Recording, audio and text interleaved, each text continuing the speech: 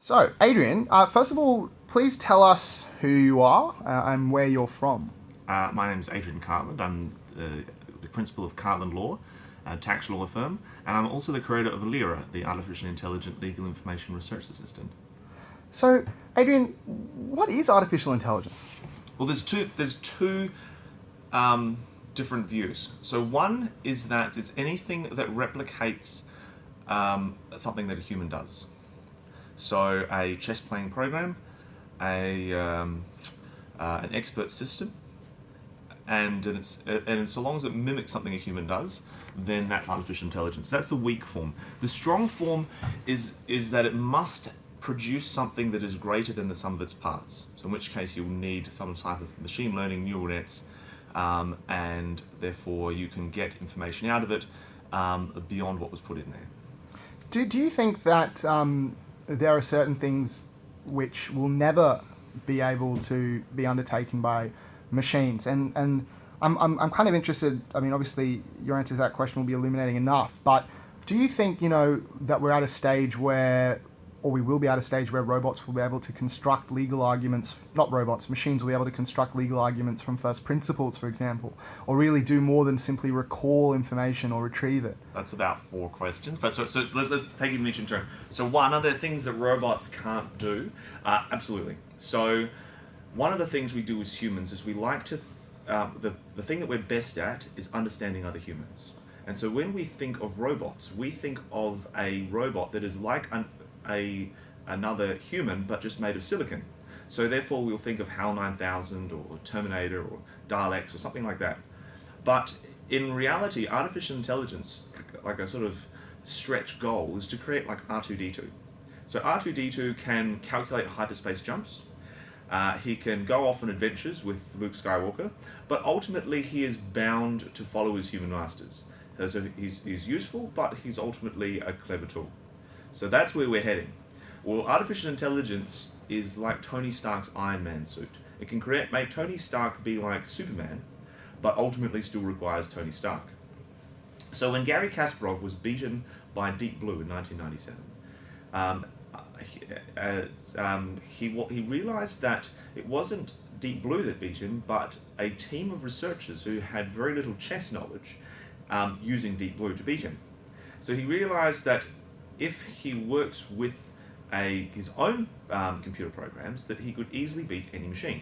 So the best chess players now are by far humans plus machines. That's really interesting. And do you think that, so obviously a lot of today has been focused on clients, the client-centric applications of AI. I was wondering, to the extent that client is merely a euphemism for a firm's own financial interests, whether you could expand on broader relevance in terms of our justice system, and maybe touch upon some of what you've been doing in that space. Sure. So there is two types of innovation. There is sustaining innovation and disruptive innovation. Sustaining innovation is when you get to do the same thing that you're doing, but just in a bit more efficient way. And so when we're selling a way of doing better research or due diligence, or we're augmenting what humans do, we're making lawyers be more efficient, just like the introduction of Microsoft Word or dictating machines.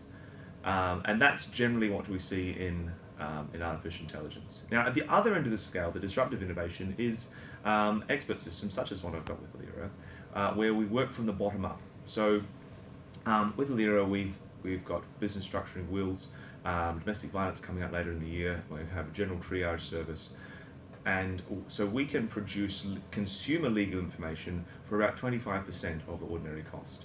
Now, where that is, realistically, it's not a robot lawyer. There's no robot lawyers. What it is, though, is it's like a 2.0 megapixel camera on your phone. So it wasn't really good. It wasn't anywhere near as good as Kodak film. You wouldn't take your wedding photographs with your Nokia. However, now we're having this interview, you're recording this on your mobile. So 10 years later, we've got a 10 megapixel camera, and it's much better. Now, the level of technology of your cameras on your phones only gets better. So what we have with expert systems and consumer legal advice will only ever get better. Now, from a consumer point of view, we are there is a huge untapped legal demand. People want contracts, wills, they have criminal disputes, and they just simply don't see a lawyer at all. And we shouldn't rail upon lawyers and say you need to provide this cheap or free, because there is such an extreme amount of demand. No one could do this unless we're all working for $10 an hour, and that's not fair. And it's very difficult to meet that by throwing huge amounts of money in legal aid. What we can do is that we can automate things and provide immensely cheap and efficient legal information, advice, documentation, and services to assist those people who are cut out of the system presently.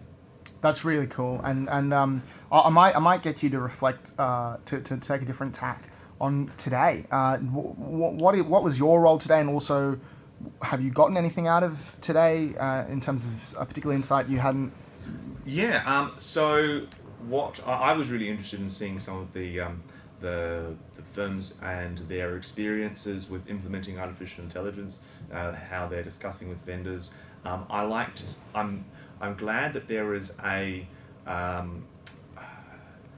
realistic assessment of what AI can do, because it means we're over the hype curve. So as technology comes out, people create huge expectations.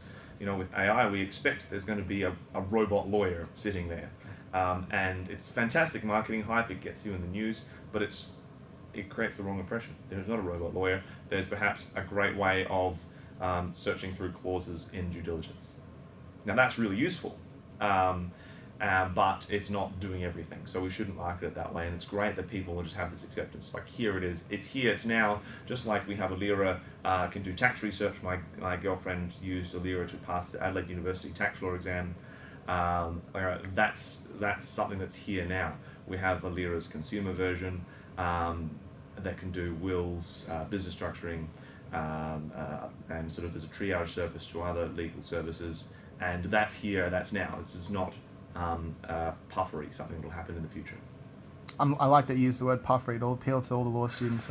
But yeah, I think lastly, Adrian, I was just wondering whether you want to make any comments on behalf of the sort of broader community involved in the Centre for Legal Innovation on sort of its importance as evidenced by an event like this. Sure.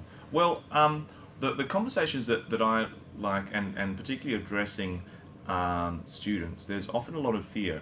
Will this take my jobs? What will I do? And I have an immensely positive outlook for the future. So, if you remember from first year economics, decrease in price leads to an increase in demand.